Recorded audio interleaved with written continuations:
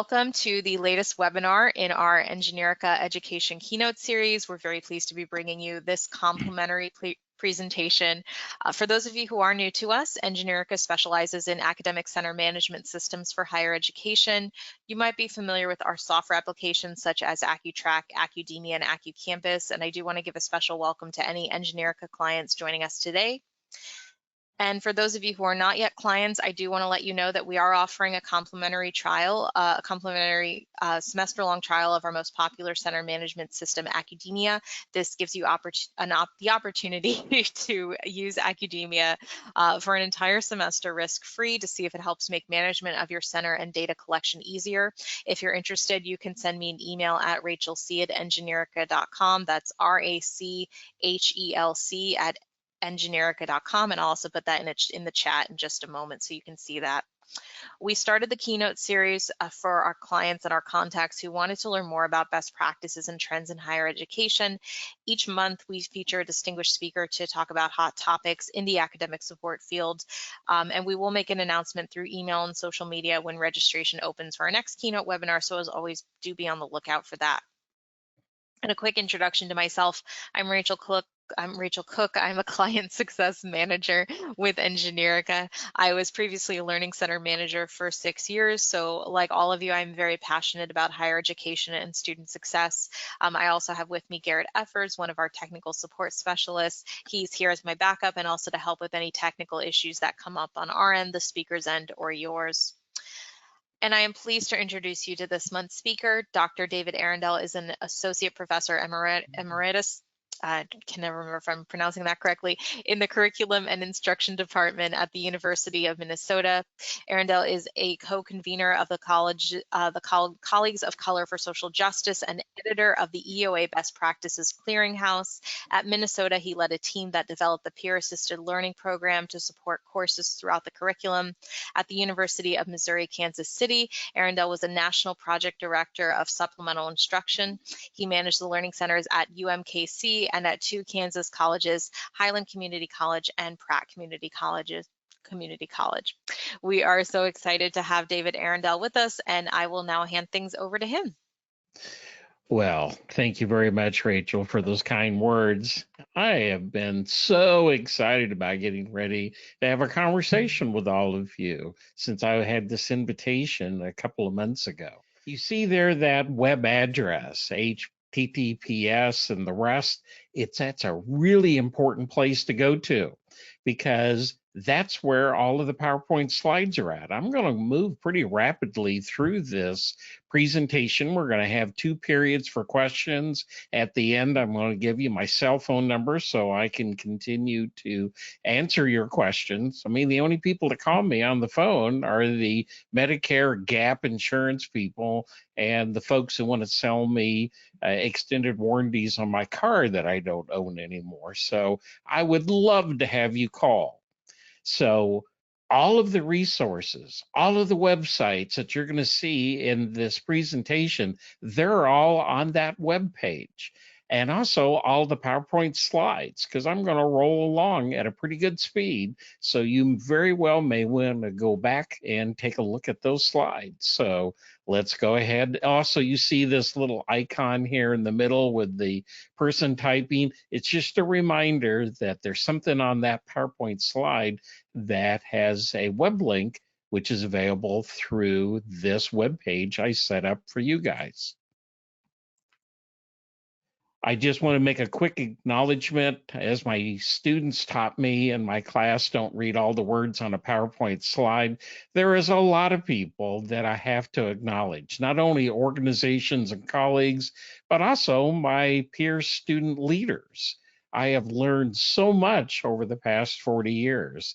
As Rachel shared, I've been a manager of 3 learning centers and have learned a lot through that process. In a lot of ways, I miss those times, but you have to go on sometimes. Also, I want to recognize all of you from across the United States. What was it? We've got 127 people listening in at this point, and then more are going to take a look at the video later on. But I just want to recognize you're in the trenches. You're, in a lot of ways, are the experts. And I hope some of you may get a chance to do a presentation like this to share what it is that you've learned. I mean, I really want to recognize the learning centers because you're the original diversity, equity, inclusion programs. Look at all the kinds of things that we manage, all the kinds of students who we serve.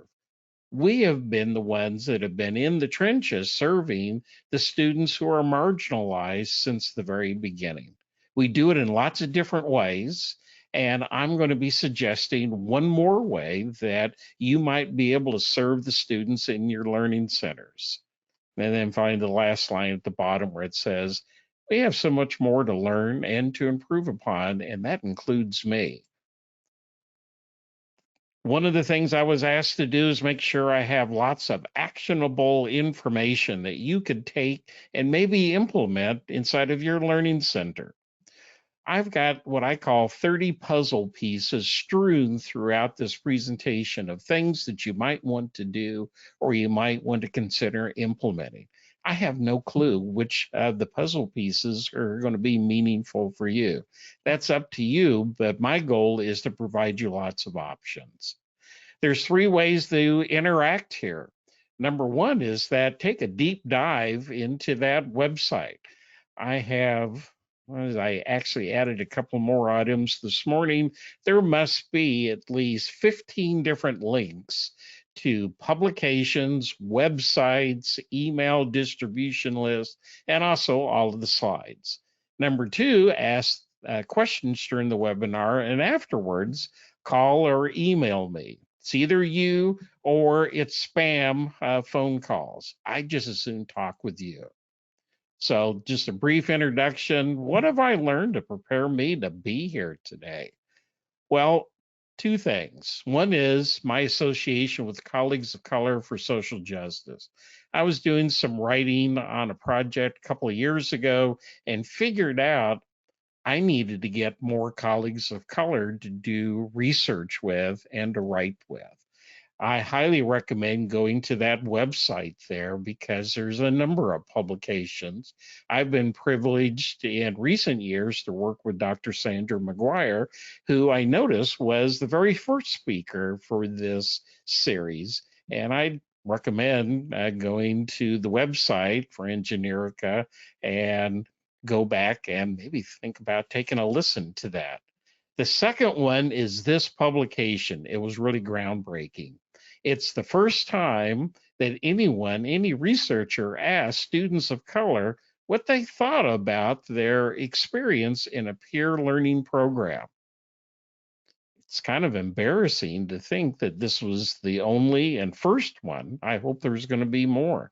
It was 20 African American students shared what it was like being in that peer learning experience. And those lessons are strewn throughout this presentation. Just to be fair to PLTL, this research study could have been replicated in any peer learning programs. No one's perfect. Could have happened inside of SI or SLA or any other ones. I highly recommend that you read this publication. And here's the technical website. But if you go to the website for this presentation, you'll end up seeing a link directly to it, and you can download it. Well, we've got a fast 48 minutes left for us to spend time together. These are all the different topics that surround what you already are in charge of, which is an equitable learning center. I'm just trying to find a couple more puzzle pieces that might be helpful for you with your center and increasing its effectiveness. I was asked to give a really quick overview about study groups because some of you may not be operating study groups in association with your learning center. I mean, why offer study groups whenever you've got just a fine individual one-on-one tutoring program? Well, these are some of the reasons up here why it would be helpful.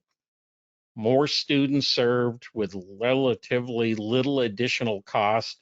There's lots of different approaches that are not necessarily hard to implement, and we're going to share here in just a moment what those are. And once again, this particular handout is located on the website for this presentation. Also, you can see another way to get to this document. It's about 5 pages long, and it gives a quick response to what are they doing with learning groups at their institution. And you see the 5 schools. We're going to do really a quick run through of these. So you may very well want to go back and take a deeper dive by going into the handout. The first one's University of Memphis. They have what they brand named Tutoring at ESP, which is short for their center's name. And students organically kind of collect themselves at the same table inside of their learning centers. There's somebody who is going to be serving as the study leader. It's a paid person. And this one tutor is either has previously completed the course for which he's offering or she is offering a tutoring session, or they have what they call study buddies, which are students who attend the class as they are enrolled in it the first time. If you want to know more about this program, they provided their email address. College of Coastal Georgia, they actually have a very low-key group tutoring program. Students simply collect themselves inside the Learning Center. And as the Learning Center director explained it to me, it's very organic. Students are welcome, they drop in, they listen in on a tutoring session.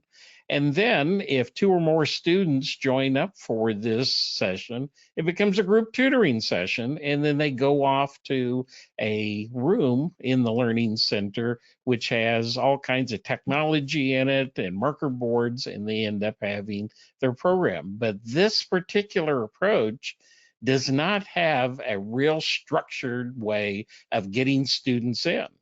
And what the person shared was students just come by the Learning Center, hang out, and then if they want to, groups are formed. At Princeton, they have a really interesting approach. It's done by the mainframe computer on campus.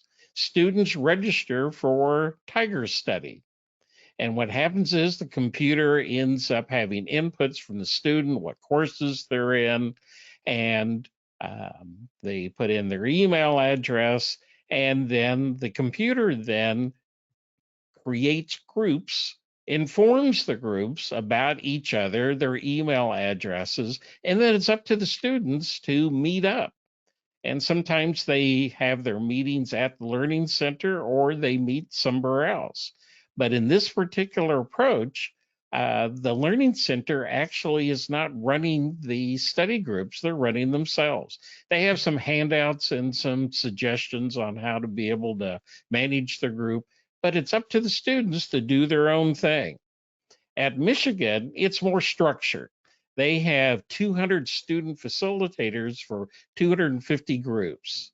And they end up employing what they call course leaders, which end up serving as a go-between between the faculty mentor, the Learning Center, and the facilitators for the course they support.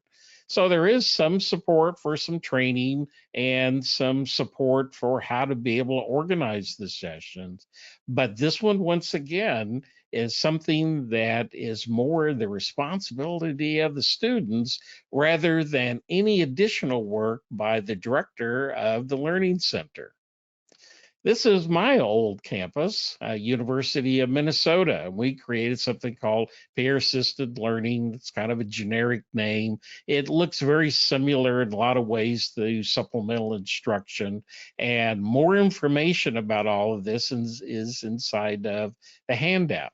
Sometimes the sessions were held inside of the Learning Center on our campus. We called it the Smart Learning Commons.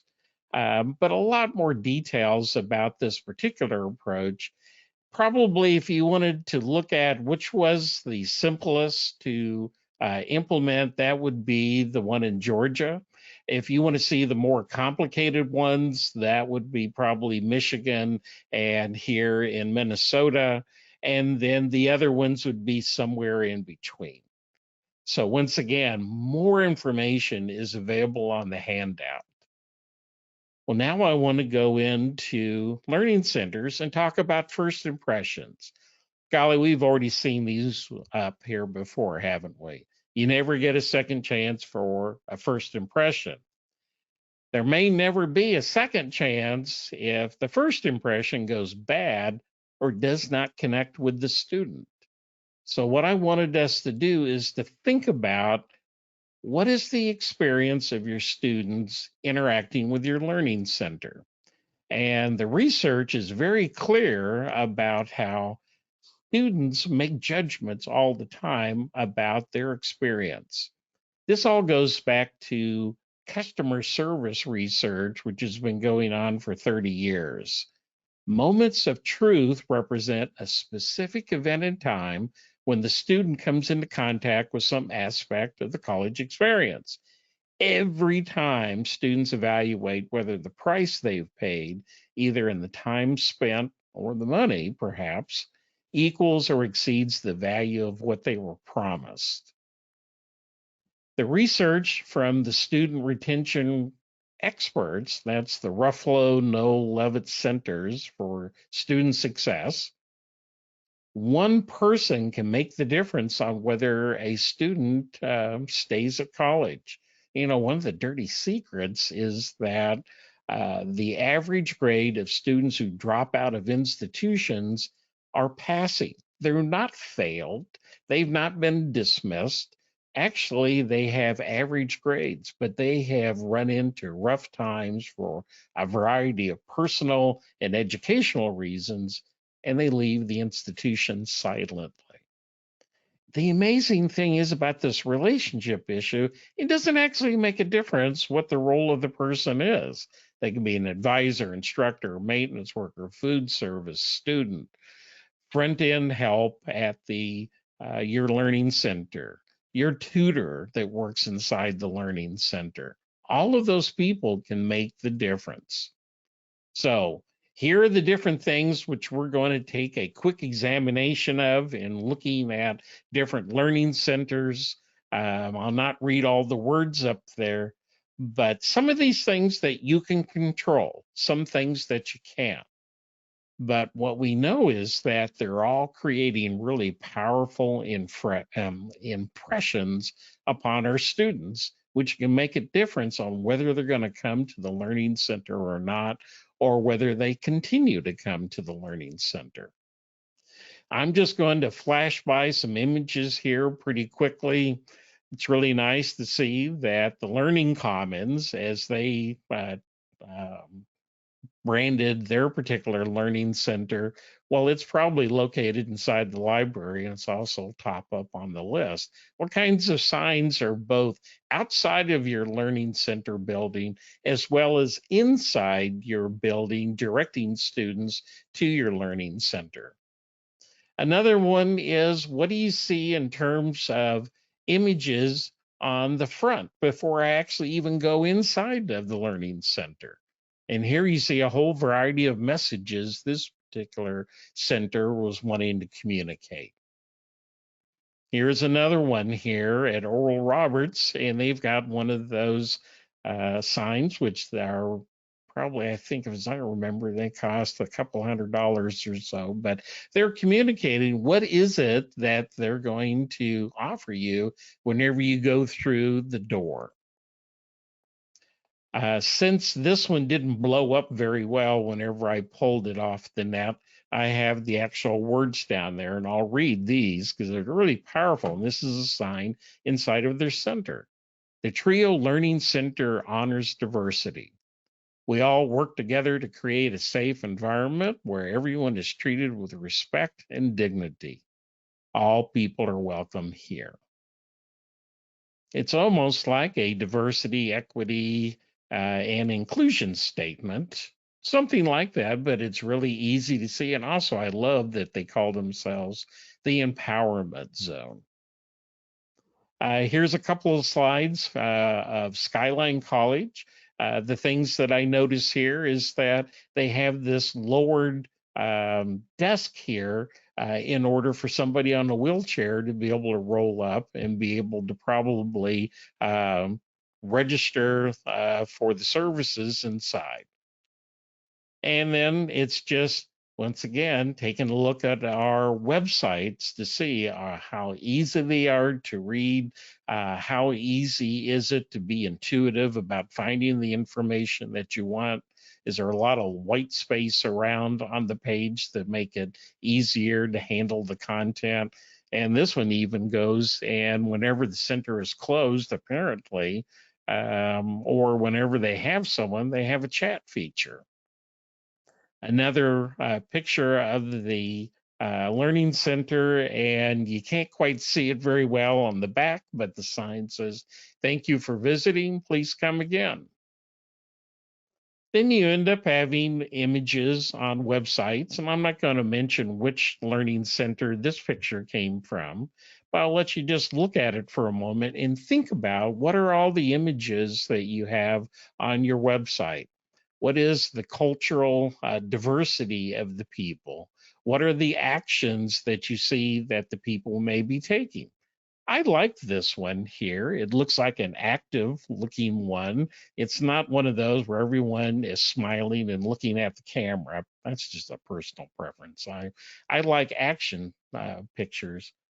The only challenge I have with this one here is it looks like we have two African Americans among our group of 5 other white people, but where all the eyes pointed at, they're all pointed at the white male. And we've all been dealing with issues about privilege and the impact of images. How could have this picture been even better? Well, I think I probably would have had one of the African Americans holding up the piece of paper and everyone looking at them. But that's a personal preference. Once again, God bless the Learning Center that had the image, but think about how all your other images have an impact. This one is from Minneapolis College here in the Twin Cities. They obviously had an enormous amount of money to spend in order to make their learning center look like that. Certainly wasn't looking like that for my first 2 community colleges I worked at. I just think about furniture and arrangement once you're inside of the learning center. Here's a pretty typical bank lobby. I understand why they build them kind of the way they do. Banks get robbed. That's where the money is at. So you have these half wall here at the bank that I bank at. There's just a little tiny trough for me to be able to pass things back and forth to the teller. I understand. But also, I understand what Capital One is up to, where they have completely reinvented their bank lobbies. And they now call them the Capital One Cafe Bank. And you can read that quotation up at the top whenever you have time. But they have made it a different experience. That's not exactly what my banks look like. Lots of comfortable furniture, and then something that's beyond belief. They end up having a Starbucks inside the facility. I don't know if you have to pay for all the coffees and beverages and fruit and other things that they have, but they're saying is that anyone's welcome to come inside. Now, am I suggesting that we reinvent our learning centers to look like that? Not at all. But just to think about what kinds of impressions that we're making for students to come and to stay. And this is another one of the websites that is also on that web page that I created. And this one was created by the Learning Support Centers and Higher Education. If you've not been visiting that website, I highly recommend. Enormous amount of resources in there. If any of you know the history of learning centers, you probably have run across the name Frank Christ. God bless him. He passed here a couple of years ago, and he was a friend of mine. He founded this, LISI, and there are great resources. So Number one, I recognize you have limitations of funds and where you can put your center, but there are national standards for what these places are supposed to look like, and they actually have those standards inside of this webpage. Here's a whole group of questions for you to think about with the first impressions of your learning center. Goodness sakes, I'm not going to read all of the words that are up here, and I'll probably end up flicking the slide to the next one here before you can read from top to bottom. But these are all questions for you to think about in terms of your image, images, signage, what's on the walls of your center, what's on the walls outside of your center, what kind of a check-in experience is it? Is it located at the front or the back of the learning center? What kinds of greetings is conveyed by the desk staff? Who talks first whenever someone walks up to the front desk? Is it the person, the student asking for help, or is it a cheerful response from the staff member? Is there customer service training provided for all the students and the staff? You know, maybe there's resources available in your campus human resources department that could be useful. I've experienced those. Is there comfortable furniture? Where's the LC located at? And then how do you outreach with student groups? Are you going out to talk to students from different affinity groups, whether it be sexual or racial affinity groups? Are you out there talking to different groups in order to encourage more people to come in? Okay, let's stop for some questions. All right, we have had a couple questions come in. The first one is, the Tiger study sounds good. What efforts are taken to ensure that there is a diversity of thoughts? I don't know that question. The email address for the director of the center would be able to respond to that. And that's one of the reasons why I provided that handout with the name, the link to the program, the learning center, and the name and email for the director then. So sorry, I don't know that directly. That's okay. We will be providing the slides to everybody when we send out the recording as well. Oh, great. Uh, and the other documents that you provide. I think you provided some others as well. And then the next question is, many SI programs seek the course's professor's approval for an SI leader and sometimes for the professor's nomination of a student. How do you ensure that the professor themselves is being equitable and not biased in their nomination or selection of an SI leader for their course, or is this just not possible? Oh, that's one of the hottest issues, I think, inside of peer learning programs. And that'll be in the final section of my comments on human resources. It's one of the things that I take responsibility of not being stronger about. Whenever I was in Kansas City running the training workshops, too much power has been given to faculty members, and God bless them. I don't think they do it from malice. I think that they, as you'll see in a future slide, if you can just hang on for about 24 minutes, they end up picking themselves. And since the average professor in America is a male and he's white, they don't even understand that their privilege and their inner bias ends up not being open-minded about who they recommend. Next question. All right, and we just have we have a couple people asking about the link to the presentation. I don't have it handy. I was going to send it out when we send out the recording. If you have it handy, I will gladly put that into the chat for everybody to see now. Otherwise, we can send it out with the recording. I think we're going to come up on it in another slide here coming Okay, pretty and quick, and I then we'll actually do see if see you it. can. Somebody just put it into the chat. I'm going to go ahead and put that in the chat for everybody to see. Oh, thank you. Um, and thank you guys for viewing that. We usually send those out at the end. And then let me see. I think we have, yeah, we have one more question that came in. Okay. This is regarding the national standards mentioned earlier. What are some tips on demanding those standards be met when talking to administration? Well, I think that the way to approach that is whenever you probably make your annual budget plea for the administrators, that you simply include that and say, these are the standards for places like this, and we want to be in compliance. That would be a good word to use. You can't force them. It's in a lot of ways, they're national standards for libraries, and they've been able to be very effective.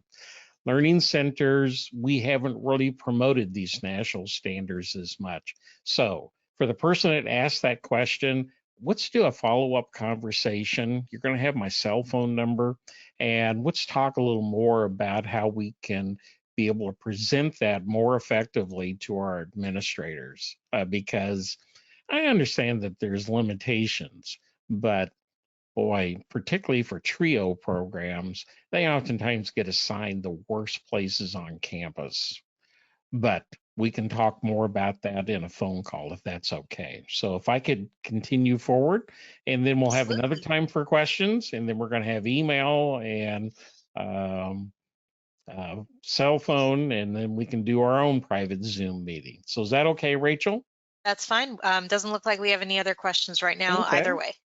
Okay, well, now let's go into assessing student success inside of a learning center. I only have a couple of slides here, you know, and this kind of goes back to what I just heard from a couple of the questions asked is how do we increase the diversity of our own staff and our student leaders? We want to make sure that we equal or exceed the institutional diversity. What kinds of meetings are you, as the directors of the learning centers, that you're having outreach with students in different identity backgrounds and their organizations, and just simply listen to their issues, concerns, ideas, and solutions? You can't solve them all, but it's important that we're out there listening and then trying to enact some of the recommendations from them.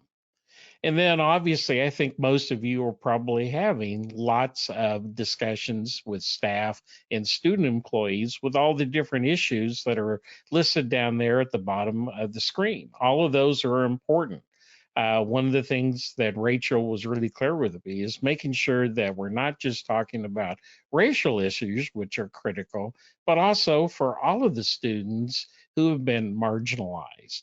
And I think that you see a number of those that are groups that are all included down there at the bottom of that screen. And one of the things that comes down to is are we doing some sort of annual reports that look at utilization of our centers by and breaking that down by gender identity and race or maybe other ones, other identity groups? And I realize all that data is not easy. Hopefully, maybe that's one of the things with Engineerica and their software programs. I have no idea what all they have, but I'm hoping that they're able to help us be able to break down by gender. Um, and also talking to your campus research and evaluation unit to see if they can be able to help us. It's also, I know it's a lot tougher to evaluate student outcomes for students who drop through learning centers and tutoring. I know it's a lot more challenging than if you're doing SI, where you either have participants and non participants in a particular course. But what I do know is that we've got to find ways for us to be able to do evaluation. So, how are you measuring the diversity of the students served? Who sees the diversity report? And also, who should see it that's not seen it at this point? So I'm just leaving you with those questions at this point. Now we're going into staff behaviors. One of the greatest threat to a sense of belonging at an institution is racism and marginalization. And that's the reason why I've been focusing on this moment of truth.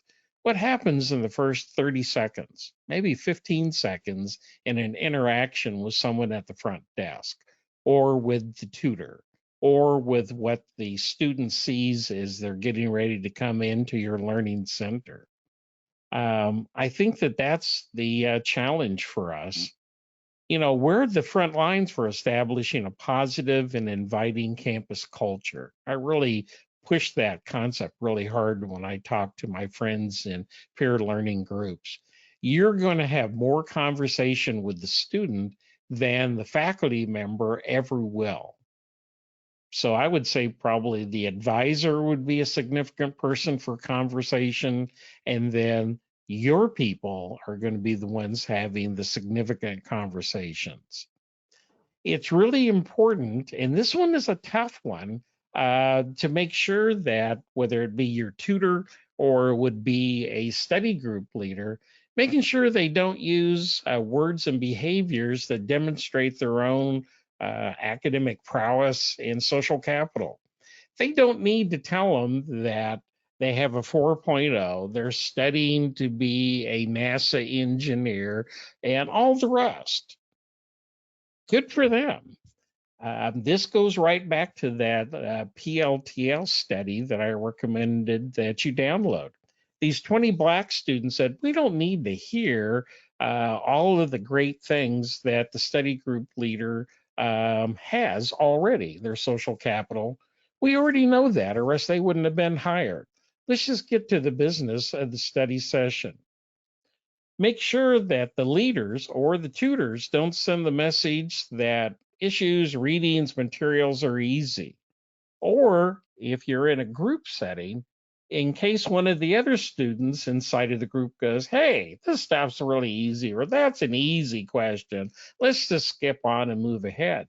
The leader needs to be polite, but interrupt that. You don't have to really rebuke the student who says that, but say, you know what, this is all challenging. Third point, leaders display humility during their sessions. They share about their challenges, their failures, how they solved things, how messy it has been. All of that is really critical in communicating a message to the students who are inside your group. Session activities. Boy, this is one of the hottest ones that people get furious with me about whenever I do a talk on with peer learning groups. Avoid competitive activities. They make anxiety. Some students win, a whole bunch lose. And what happens is it generates this false perception that I'm a loser. I know that's really hard. I know they did competitive activities with this PAL program at the University of Minnesota. I wasn't in charge of it, so I couldn't interrupt it. They would hand out candy to the students that came out with the answer correct. But you know what? There's a group of students that probably are first generation college, just like I am. They're not as fast. They haven't worked through these things all before. They're already dealing with their own issues of feeling like they don't belong at the institution. We don't need to continue to create environments where they feel like they lose. So I know this one's a very, very controversial one, but that's what the research says. Quit doing that. Instead, rather than, as I write down there at the bottom, avoid the race to be right and accidentally leave others behind, you dive deeper, have a smaller number of problems for the students to work on, and make sure that we really focus on what are the steps and practice how to solve rather than racing through many questions. This is something that I ran across with a number of peer leaders. They thought that it was better to have a high repetition of a whole bunch of problems than to slow down and to work on the process for solving. You know, there's some peer programs that don't really care about whether you come up with the answer or not. They spend most of their energy working on what is the vocabulary. For example, in mathematics, sometimes there's an assumption that all students understand all of the new terms and all of the symbols that are used in the previous class lecture. That's the first thing that we recommend that you work on before you even dive into any of the problems, is make sure that we understand the language. There's so many more things here. I've got a training manual which you can download. I think it's about 125 pages that we used for training our leaders at our institution. We're not perfect, but at least it helped provide some guidance. Be sure everyone understands you only move forward after everybody is solving the problem. And that means that it's going to take wait time, and the leader is going to have to read verbal and nonverbal behaviors to avoid embarrassing the students that are holding the group up. And if you have an environment where students are holding up, that's actually a really powerful message that we need to go deeper and understand the process and make sure that we're all moving forward, because that's what those 20 students, African American students, said, is that we love our study group leader. We love our institution for providing this. We're nervous about making any so-called complaints about what's happening, but we got to tell you the truth. It's the most amazing article I've ever read. Make sure you regulate the conversation flow. Don't permit a small group of students that dominate the conversation or feel like they always have to answer the question first. Good for them that they get it, they are faster, they're articulate. You have to call on somebody else that volunteers rather than the students that always are able to come up with the answer. That's the problem. Students who speak more are often perceived as more knowledgeable, and they have a higher intellectual ability than those who do not. And that's the reason why marginalization can occur inside of a study group session. It seems impossible, but the study group session itself can reinforce self-doubt. And once again, this generation of self stigma is so powerful. And as I shared with you earlier, the average grade of students who drop out of the institution is passing. The average student who drops out during a course has a passing grade. So these are big questions for you to think about. Boy, we could spend a whole hour working on this. What are specific actions taken while planning the session and taken during the session to combat racism and marginalization? I'm just touching on a few that could have an impact. We talked about the flow. We talked about focusing on the process and making sure that we don't leave anyone behind. Now we're getting to the question that was asked during the previous question and answer period during this final section on human resources.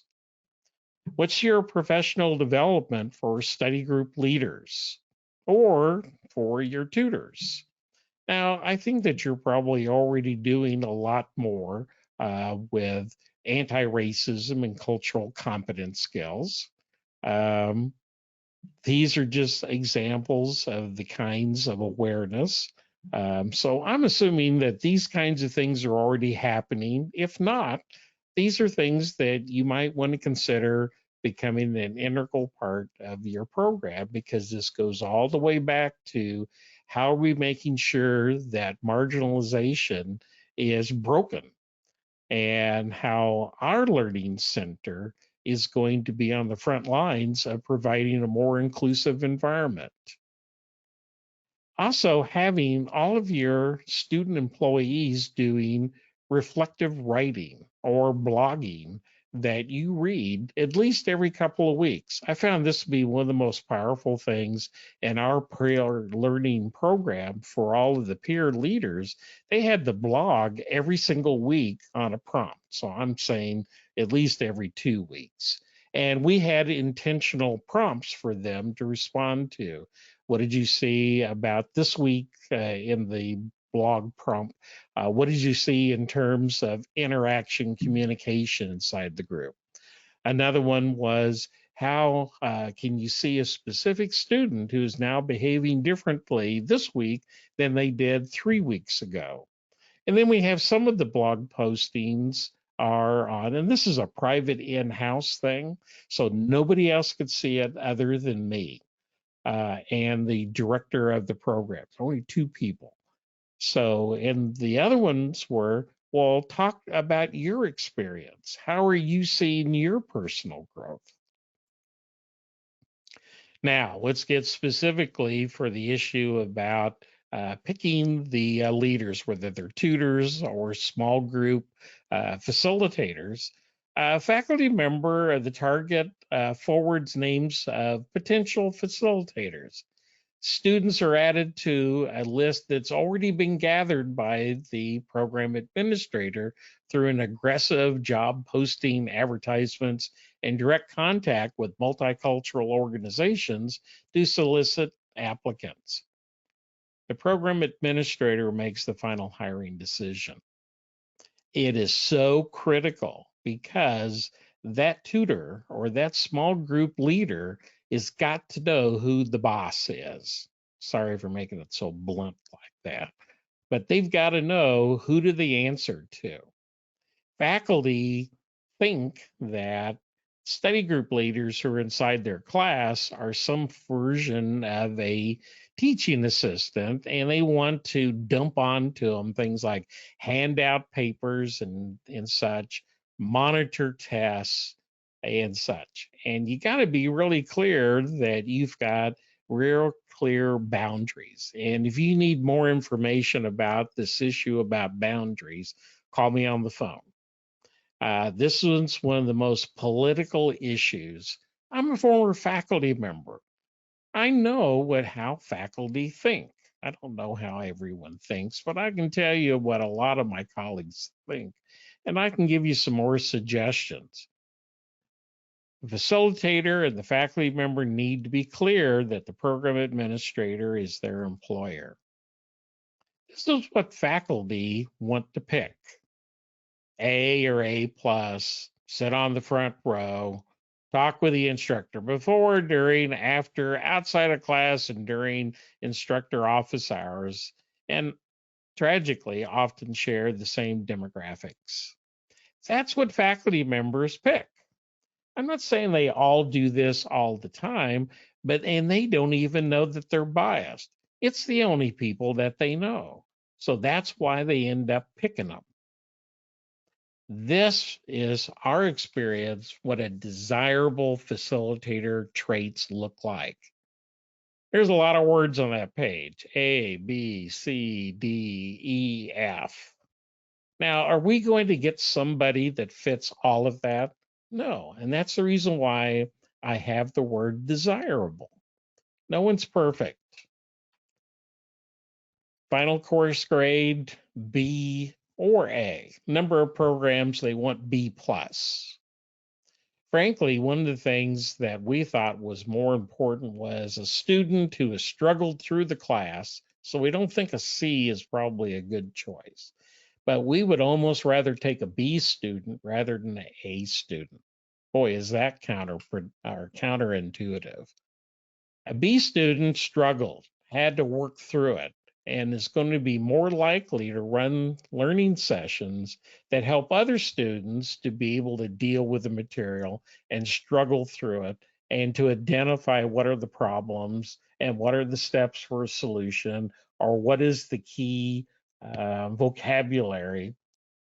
Sometimes the A+ student is intuitive and they actually can think how to do almost better than the faculty member. I had that with a chemistry SI leader who took a 5-step process the instructor demonstrated. Honest to God, I saw this. And then inside of his SI session, he said, but I know a 3-step process. After the session was over with, I just had to communicate to the SI leader, said, well, that was amazing. Don't ever do that again. And we had a conversation about helping students to struggle through and do what the instructor said. Well, I could say so much more about that. So, what are the desirable traits that you look for whenever you hire a new study group facilitator or a tutor? Concluding thoughts, and then we'll have some more time for questions, and we'll stick around as long as you like. What are the webinar takeaways? I mentioned there was 30 puzzle pieces that I shared strewn throughout this presentation. Today was kind of messy. I understand that. But I think there were 30 pieces there. The question is there one piece or two or more that could go into making your learning center even more equitable? Like I said, I totally respect the expertise and skill and the hard work that you're doing. I hope that you came today looking for what were a couple of things that you could implement.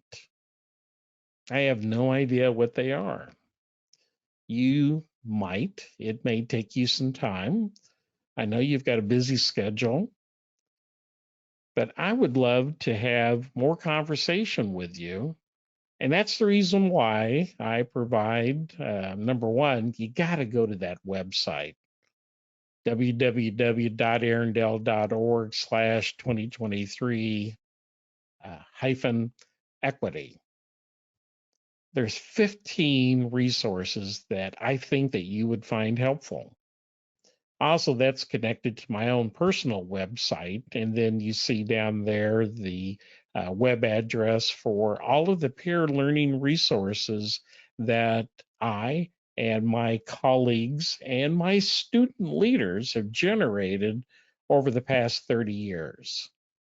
And if I know anything, it's only because I listen to my colleagues. So you see my phone number, that's my cell. So it's either you or the Medigap Medicare insurance plan. I'd like for you to call. Not right now, but I'd love for you to be able to call anytime. And for those of you who are watching this video in March 2023 or sometime else, the web page is not going to change. You're still invited to make a call.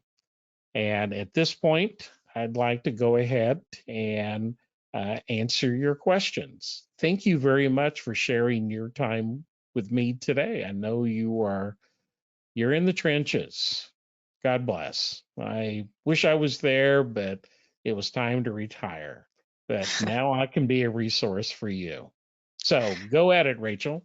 All right, we have a couple questions. The first one is, how do you balance the need to encourage excellence while at the same time not making the student feel that they should accept mediocrity? Um, or the study group or the tutor. I am guessing for the study group, but I think the question asker is still here if he'd like to clarify in the questions box. That's a really powerful question. Um, Whenever I talked about slow down, make sure everyone can answer, um, um, guard the conversation so it's not dominated, that does not reduce the quality of your session. Um, there's too many students inside of study group sessions that silently don't have a clue what's going on.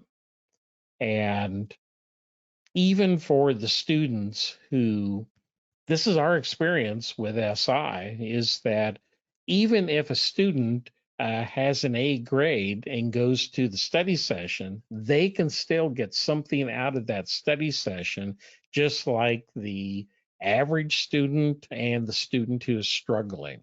So it's not an issue about, and maybe we'll hear on a clarification here, it's not about degrading the quality of the session. It's this insurance that everyone's engaged and understands.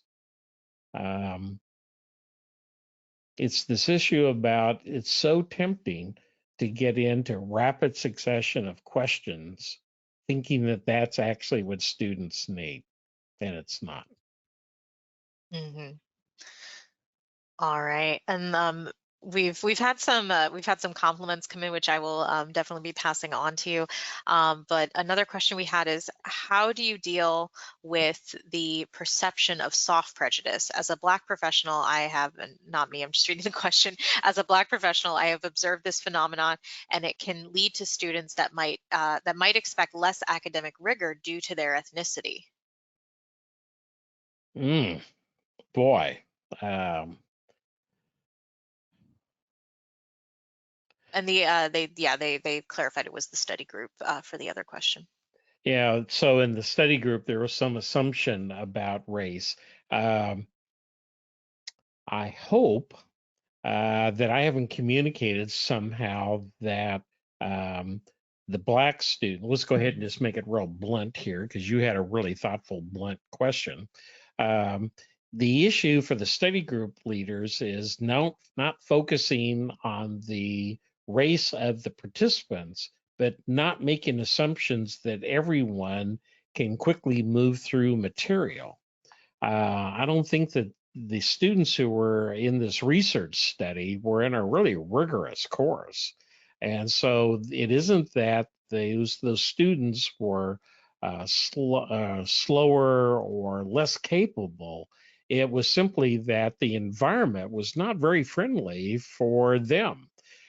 I wonder whether that same study could have picked white students and they might have found some of the exact same findings. Um, I think that assumptions about students based on their color is one of the worst things that can happen. I mean, that's one of the reasons why, Rachel, you really were good about getting me to focus on marginalization of lots of groups, first generation students. I think that they're overlooked because I think a lot of faculty members are not first gen teachers. They're probably second or third generation college graduates.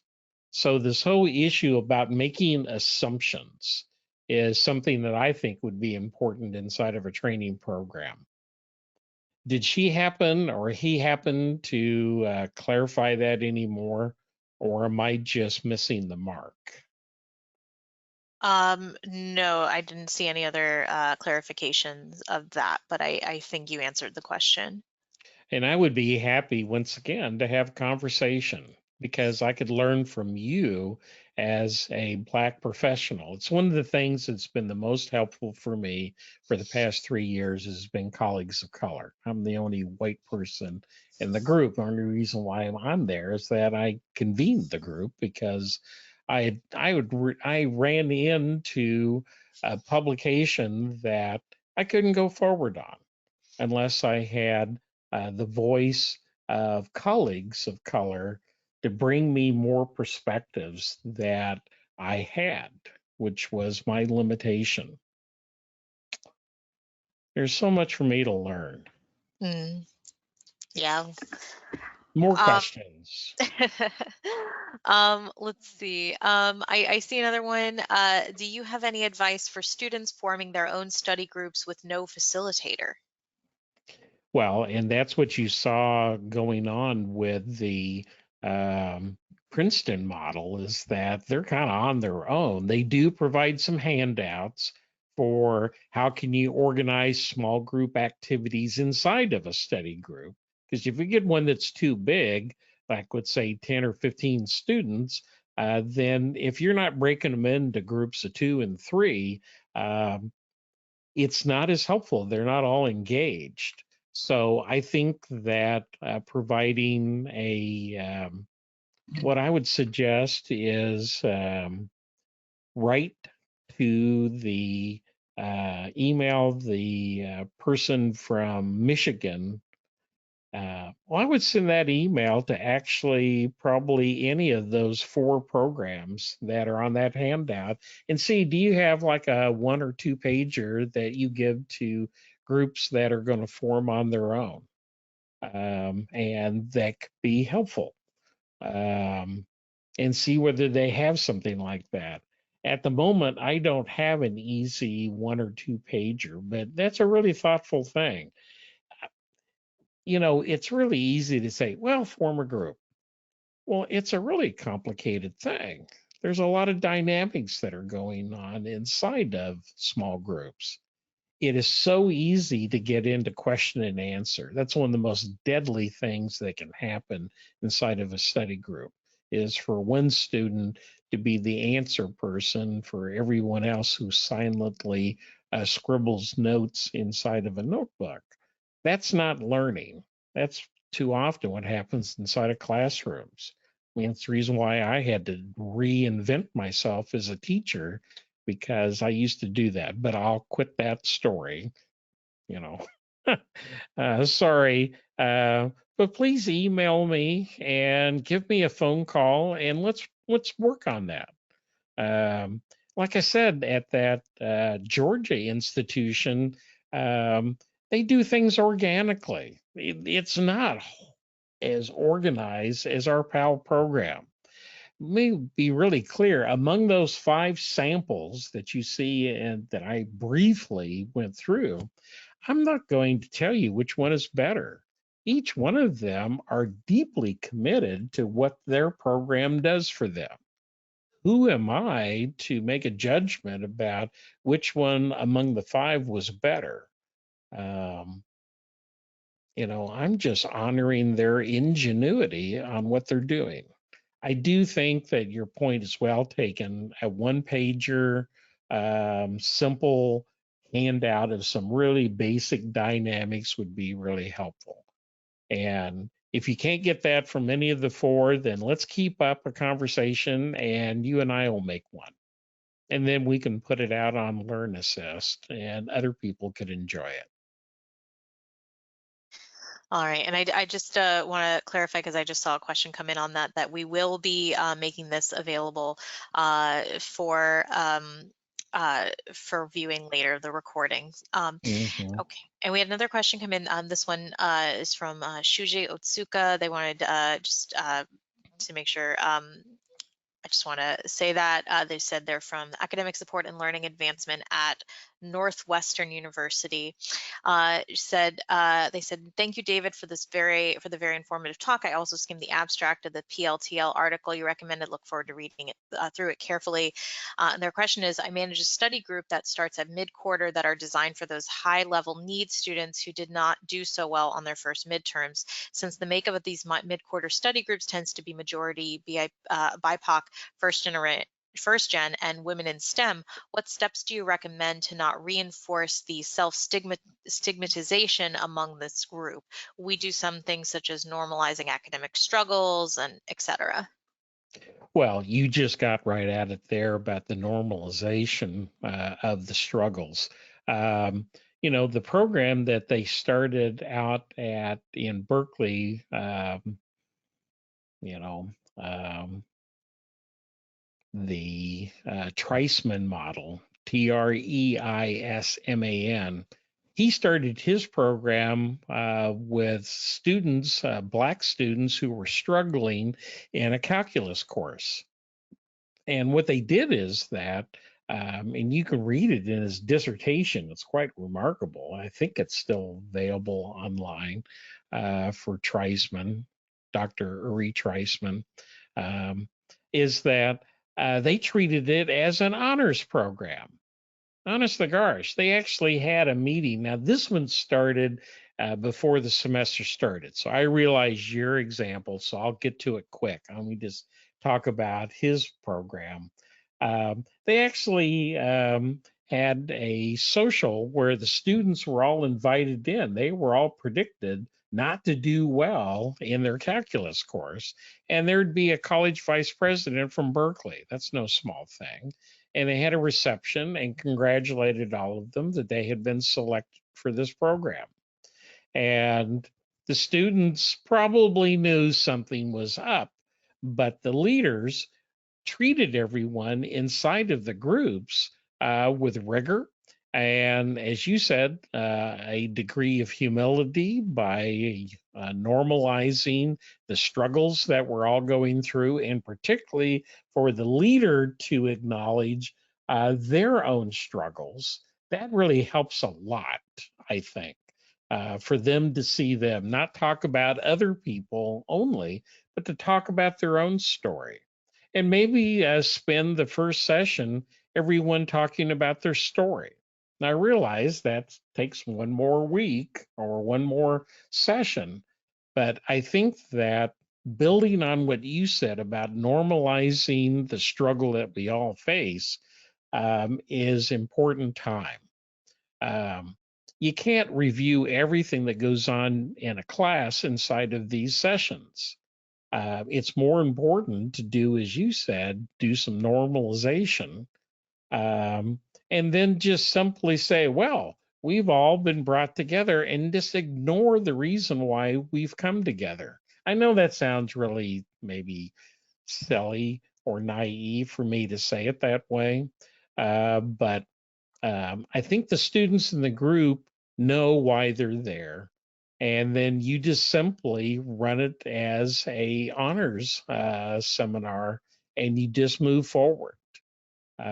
We don't um, repeat the language that reminds them why they are there.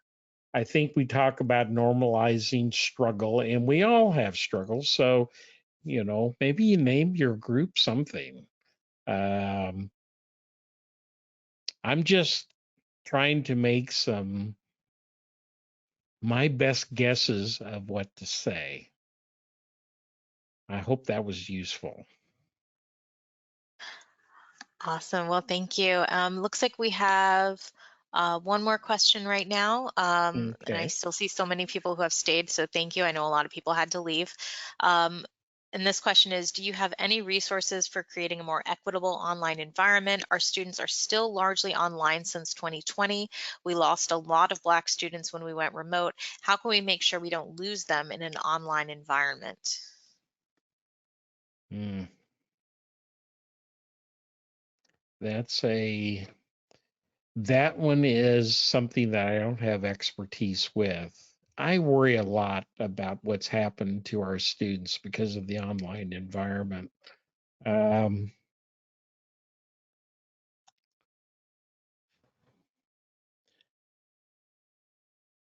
I'd like for you to send me an email, and I'd like to link you up with some resources that the TRIO community generated on how they took their programs online.